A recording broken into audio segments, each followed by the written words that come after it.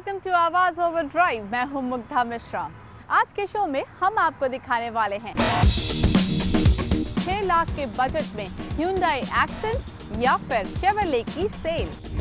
छोटी कार लेने की सोच रहे हैं तो कुछ दिन रुक जाएं, जल्द आ रही है टाटा बोल्ट। मारुति अर्टिगा को टक्कर देने के लिए डैटसन ला रही है गो प्लस। और 150 सीसी बाइक सेगमेंट में कौन सी बाइक खरीदे, बजाज डिस्कवर 150 या होंडा ट्रिगर। 150 सीसी के साथ I think this is one of the best bikes जो इतनी लो कंजम्पशन पे चलती है and of course it gives you style and comfort and maintenance, सब चीज़ें पैक्ड हैं। एंड मोनोशॉक के साथ आती है 53,000 से लेके 60,000 रुपीज़ तक की उसकी कॉस्ट है। जमाना कॉम्पैक्ट कारों का है। अगर आप 6 लाख के बजट में कार खरीदने की सोच रहे हैं तो आपके पास कई ऑप्शंस हैं, लेकिन हम आपके लिए लेकर आ रहे हैं 2 ऐसी कार्स जिनमें से एक Hyundai एक्सेंट, इसके लिए आपको लंबा इंतज़ार करना पड़ेगा। वहीं दूसरी है शेवरले सेल, जिस पर डीलर्स कई सारे डिस्काउंट्स दे रहे हैं। तो आइए देखते हैं दोनों में से कौन सी बेटर बाय साबित होगी।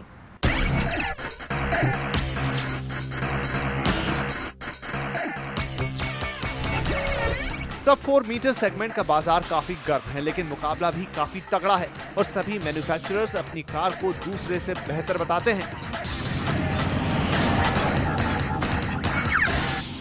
बात अगर एंट्री लेवल सेडान कारों की करें तो बाजार में आपके लिए ऑप्शन की कोई कमी नहीं है, लेकिन कम कीमत में बेहतर कार कौन सी है ये जानने के लिए आज हमने चुनी है Hyundai की एक्सेंट और शेवरले की सेल। एक जैसी पावर, एक जैसी परफॉर्मेंस के बावजूद Hyundai की एक्सेंट के लिए जहां पर 1 महीने की वेटिंग है, वहीं सेल को ग्राहकों का इंतजार है। ऐसा क्यों है, आइए जानने की कोशिश करते हैं और लेते हैं आज इन दोनों कारों का जायजा।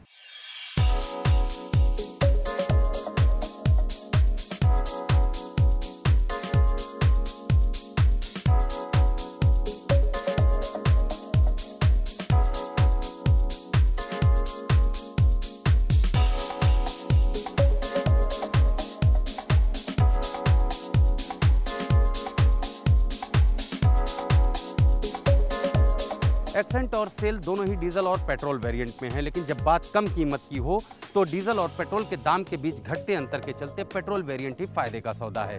कम कीमत होने के साथ साथ इसकी कॉस्ट ऑफ ओनरशिप भी कम है।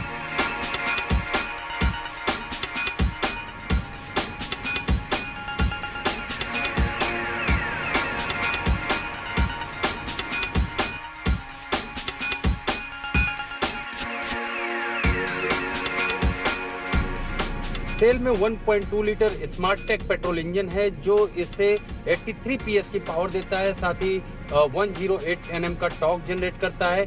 और अगर हम एक्सेंट की बात करें तो इसमें भी 1.2 लीटर पेट्रोल कापा इंजन है जो इससे भी 83 पीएस की पावर देता है, 114 Nm का टॉर्क जनरेट करता है। और अगर हम डीजल की बात करें तो सेल में 1.3 लीटर का डीजल इंजन है जो 74 bhp की पावर इसे देता है। और एक्सेंट में भी 1.1 लीटर का U2 इंजन है। इंजन भले ही छोटा है लेकिन ये भी एक्सेंट को 71 bhp की पावर देता है। कुल मिला के पावर के मामले में दोनों कार लगभग बराबर हैं।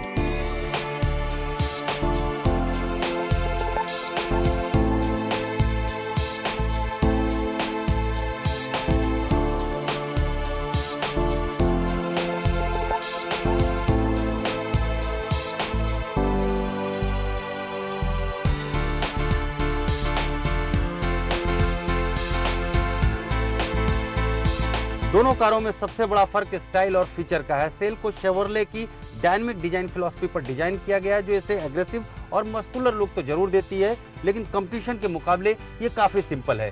फीचर्स के मामले में भी यहाँ पर आपको केवल कुछ बेसिक चीजें मिलेंगी, जबकि एक्सेंट Hyundai की खास फ्लूइडिक डिजाइन पर बेस्ड है। फर्स्ट लुक में ही आपको अट्रैक्ट करती है। फीचर्स की भी यहाँ पर भरमार है।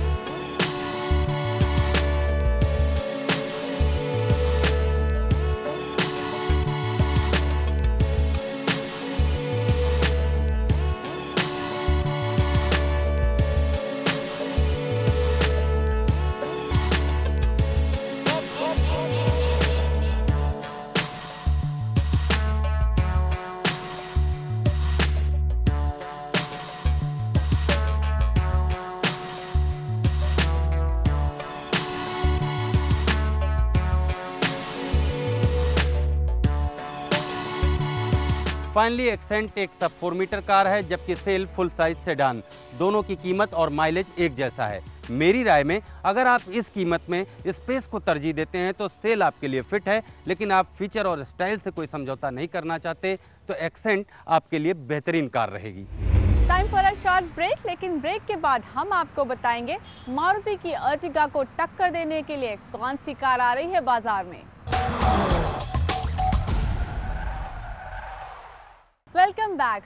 टाटा मोटर्स ने कॉम्पैक्ट सेडान जेस्ट के लॉन्च के साथ अपने ब्रांड के मेकओवर की शुरुआत तो कर दी है और अब वो इसे आगे बढ़ाने जा रहा है। जी हाँ, टाटा मोटर्स जल्द ही लॉन्च करने वाला है बोल्ट, जो कि टक्कर देगी स्विफ्ट, i20 और पोलो जैसी बहुत पॉपुलर कारों को। इसके साथ साथ आपको बताओ, अगर आप छोटी कार की बजट में 7 सीटर लेने की सोच रहे हैं तो थोड़े दिन रुक जाइए, क्योंकि डैटसन जल्द ही लाने वाला है गो plus. So let's see what's happening in the auto world this week.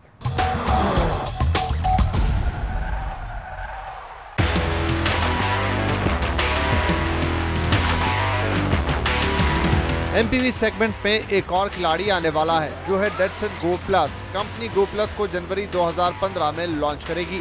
Datsun go plus को डेटसन गो के प्लेटफॉर्म पर ही बनाया गया है, लेकिन इसमें 5+2 सीट का ऑप्शन दिया गया है।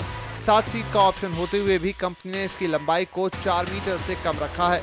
लुक और स्टाइल के मामले में ये पूरी तरह से डेटसन गो ही है, लेकिन रियर लुक आपको बदला हुआ मिलेगा। गो प्लस में गो की ही तरह 1.2 लीटर का पेट्रोल इंजन है, जो 67 bhp का पावर देता है और ये इंजन 5 स्पीड गियर तकनीक पर काम करता है। कंपनी का कहना है कि डेटसन गो प्लस MPV सेगमेंट में सबसे लो मेंटेनेंस वाली कार होगी। टाटा मोटर्स जल्द ही अपनी नई हैचबैक कार बोल्ट को उतारने वाली है। बोल्ट टाटा मोटर्स की इंडिका विस्टा को रिप्लेस करेगी। इसमें भी टाटा जस्ट की तरह 1.2 लीटर का पेट्रोल और 1.3 लीटर का डीजल इंजन होगा। कंपनी का कहना है कि कंफर्ट और स्पेस के मामले में इस नई हैचबैक कार में कोई कटौती नहीं की गई है। इसके फ्रंट और रियर दोनों सीट आपको सेडान कार की तरह कंफर्ट देते हैं। बोल्ट में भी जस्ट की तरह 3 ड्राइव मोड, सिटी, इको और स्पोर्ट्स मिलते हैं। माना जा रहा है कि बोल्ट के लॉन्च होने के बाद हैचबैक में एक नई जंग शुरू हो जाएगी। क्या आपको पता है, आपकी कार का परफॉर्मेंस काफ़ी कुछ डिपेंड करता है आपकी कार के फ्यूल इंजेक्टर पर, और ये फ्यूल इंजेक्टर तब और भी इम्पॉर्टेंट हो जाता है जब आपकी कार डीजल हो। तो समय समय पर फ्यूल इंजेक्टर को साफ करवाना कितना ज़रूरी है और इस पर कितना खर्च आता है, हम बता रहे हैं आपको हमारे car care segment tool Kitts and tips में।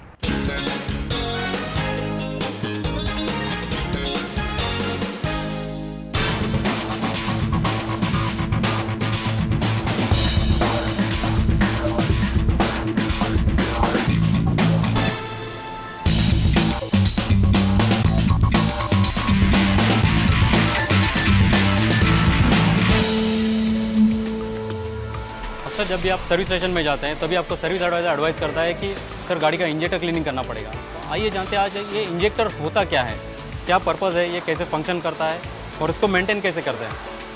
जैसे होता है इंजेक्टर का मेन काम होता है कि फ्यूल का जो होता है आपका उसको एटमाइज़ करना इंजन में। साथ ही साथ आपका फ्यूल क्वान्टिटी जो होता है आपके रिक्वायरमेंट के मुताबिक, आपके लोड और स्पीड के मुताबिक कितना फ्यूल इंजेक्ट करना है, ये डिसाइड करता है ये इंजेक्टर। तो आइए जानते हैं ये इंजेक्टर ख़राब कैसे हो सकता है, क्या क्या रीजंस हो सकते हैं कि जिसकी वजह से ये इंजेक्टर आपका ख़राब हो जाए।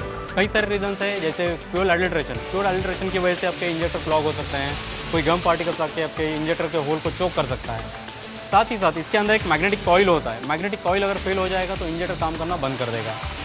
और कुछ रीज़न है जैसे स्पार्क प्लग फेलियर की वजह से या कोई वायरिंग कट होने की वजह से अगर इंजन में एक्सेस कार्बन डिपोजिशन जनरेशन हो रहा है और इंजेक्टर के पोर्ट्स अगर बंद हो रहे हैं तो इंजेक्टर काम करना बंद कर देगा।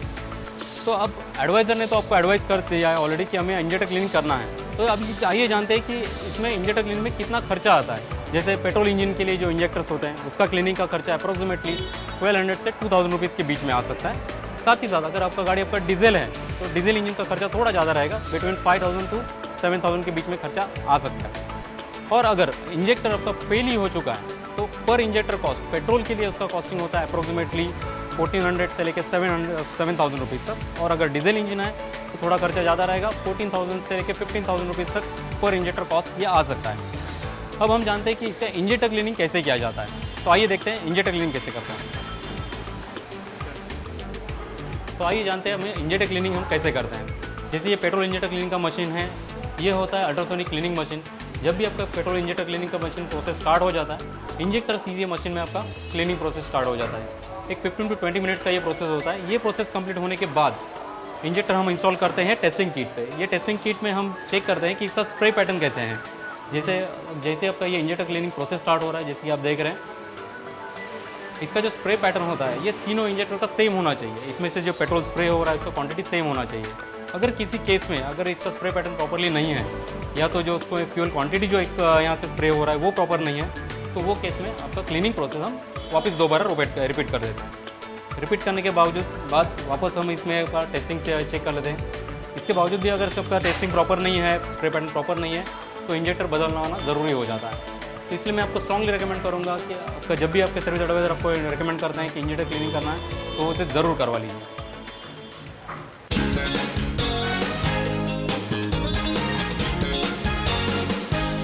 तो देखा आपने, अपने कार के फ्यूल इंजेक्टर को साफ सुथरा रखकर आप अपनी कार का परफॉर्मेंस काफ़ी इम्प्रूव कर सकते हैं। चलिए हम लेते हैं एक छोटा सा ब्रेक, लेकिन ब्रेक के बाद मशहूर ऑटो एक्सपर्ट टूटू धवन हमें बताएंगे कि 150 सीसी बाइक सेगमेंट में बजाज डिस्कवर 150 लेनी चाहिए या फिर होंडा ट्रिगर। इसके साथ साथ होंगे आपके और कई सवाल जो कि आप हमें आवाज़ ओवरड्राइव के ऑफिशियल फेसबुक पेज पर भेजते हैं। आप देख रहे हैं आवाज़ ओवरड्राइव। वक्त आ गया है आपके सवालों का जवाब देने का, और जवाब देने के लिए हमारे साथ मौजूद हैं मशहूर ऑटो एक्सपर्ट टूटू धवन। टूटू जी, आपका बहुत बहुत स्वागत है। पहला सवाल अनुराग का है, जानना चाहते हैं बजाज डिस्कवर 150 या फिर होंडा सीबी ट्रिगर में से इन्हें कौन सी चुननी चाहिए? अनुराग जी, हम आपको 150 डिस्कवर बताते हैं जो बजाज ने बनाई है, फॉर वन सिंपल रीज़न कि 150 सीसी के साथ उन्होंने 72 किलोमीटर का फ्यूल एवरेज का दावा निकाला है। तो एक 150 सीसी के साथ I think this is one of the best bikes जो इतनी लो कंजम्पशन पे चलती है। And of course it gives you style and comfort and maintenance, सब चीज़ें पैक्ड हैं। एंड मोनोशॉक के साथ आती है। 53,000 से लेके 60,000 रुपीज़ तक की उसकी कॉस्ट है। एंड बजाज की after sale service and spares are available in abundance, very reasonably priced and very conveniently placed. अगला सवाल विवेक कुमार जी का है। इन्हें एक SUV लेनी है, बजट है 10 लाख का। इन्हें महिंद्रा थार काफ़ी पसंद है, लेकिन इसके अलावा भी किसी ऑप्शन पर ये नज़र डाल सकते हैं। टूटू जी, आपकी क्या सलाह होगी? विवेक जी, इससे बेटर ऑप्शन आपको कोई नहीं मिलेगी। जो आपने थार चूज़ की है, तो इसके कंपटीशन में आपको कोई गाड़ी इस रेंज में इस प्राइस पे नहीं मिल सकती। ये एक थॉरोब्रेड ऑफ रोडर है and it is today very very popular amongst the young, जो थोड़ा एडवेंचर सीकिंग होते हैं, ऑफ रोडिंग करना चाहते हैं। और आजकल इन लोगों की एक एक्सक्लूसिव क्लब भी बन गई है जहाँ पर ये अपनी संडेज़ को और छुट्टियों वाले दिन गाड़ियाँ भगाते हैं। And they go up the hill, down the hill, all sorts of obstacles they carry. 2.5 litre engine के साथ 105 bhp निकालती है। 5 पैसेंजर्स बड़े आराम से बैठ जाते हैं। उसके अलावा भी आपको पीछे डिक्की के अंदर 2 लोग बैठने के जंप सीट्स भी लगी। 5 स्पीड गियर बॉक्स दिया हुआ, ऑल व्हील ड्राइव की ऑप्शंस हैं, प्लस हाई लो गियर की भी ऑप्शन है। कहीं आप फंस जाएं इन एन अगली सिचुएशन, तो उससे भी आप बड़े आराम से निकल सकते हैं। On top of that you can help other people जो किसी भी जगह में फंस जाएं तो। और 7.28 लाख की उसकी कॉस्ट है। And of course Mahindra products are great value for money. Tutu ji, अगला सवाल राहुल यादव का है, जानना चाहते हैं गियरलेस स्कूटर्स में हीरो मेस्ट्रो या फिर TVS जुपिटर में से कौन सा बेटर है इनके लिए? राहुल जी, TVS की जुपिटर बहुत यूनिक स्कूटर है। नॉट ओनली उसकी व्हील बेस बड़ा है, पर बाकी की परफॉर्मेंस भी, ओवरऑल परफॉर्मेंस भी बहुत बढ़िया है। व्हील बेस बड़ा होने से आपको आगे लेग स्पेस बढ़िया मिल जाती है, सामान आप रख सकते हैं आराम से। पहिए इसके बड़े हैं, आपको थोड़ी स्टेबिलिटी में भी बहुत उसमें फ़ायदा होता है। और फ्यूल एवरेज बहुत अच्छी है, 45 किलोमीटर निकालती। And price is only 50,000 rupees. अगला सवाल आशीष गोयल जी का है। इन्हें एक कार लेनी है, चाहते हैं बेटर परफॉर्मेंस, सेफ्टी और कंफर्ट। कंफ्यूज हैं, होंडा सिटी, वर्ना या फिर सियाज में से कौन सी लें? आशीष जी, आपने तो 3 गाड़ियाँ ऐसी चूज़ कर ली जो हमारा धर्म संकट में डाल दिया।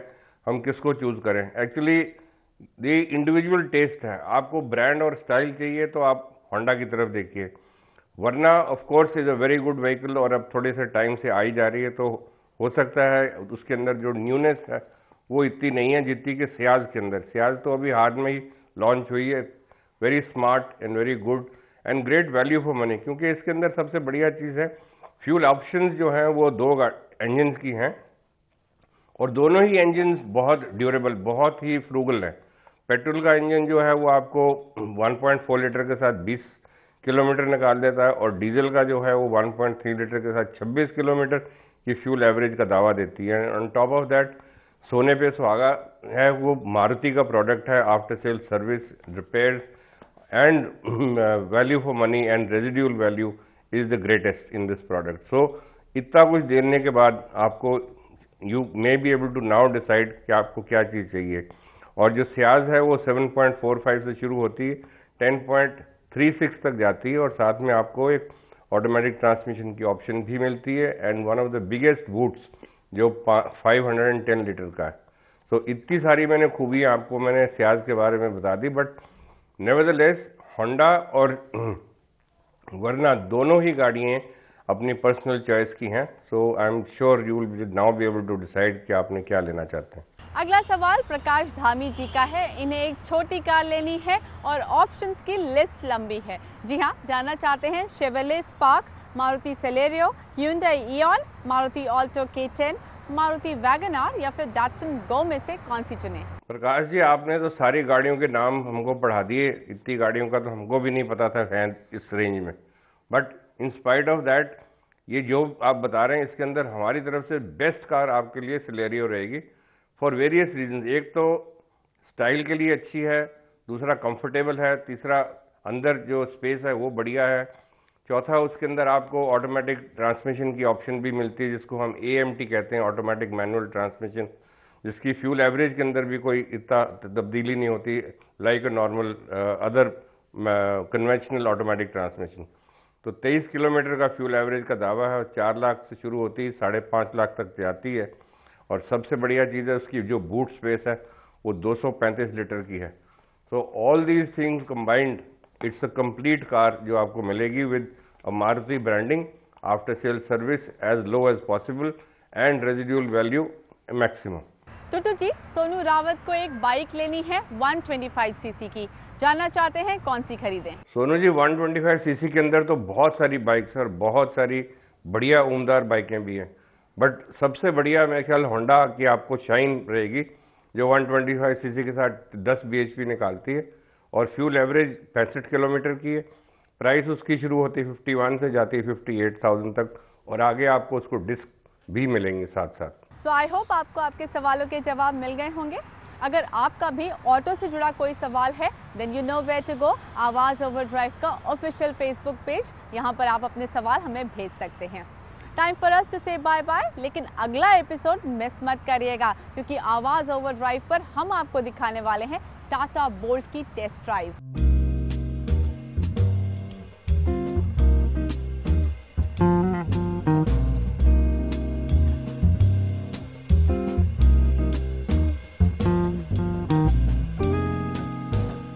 Drive safe and keep watching CNBC Awaaz. Bye bye.